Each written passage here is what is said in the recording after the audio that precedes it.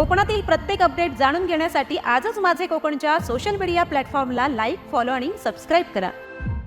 नवी मुंबई महानगरपालिकेच्या निवडणुकांनंतर दिघा परिसरात तणावाचं वातावरण निर्माण झालंय।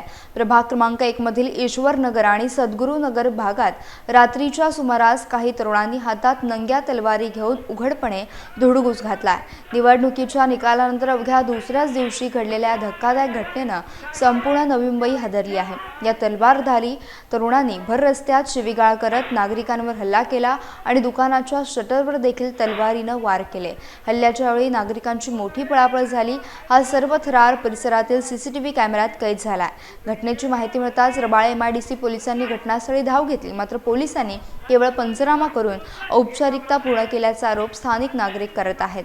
आरोपींना अद्याप ठोस अटक न झाल्यानं नागरिकांमध्ये तीव्र संताप व्यक्त होत आहे। ऐन निकालाच्या धामधुमीत तलवारी नाचवून दहशत माजवणारे नेमके कोण असा सवाल आता उपस्थित केला जात असून परिसरात भीतीचं सावट पसरलं आहे।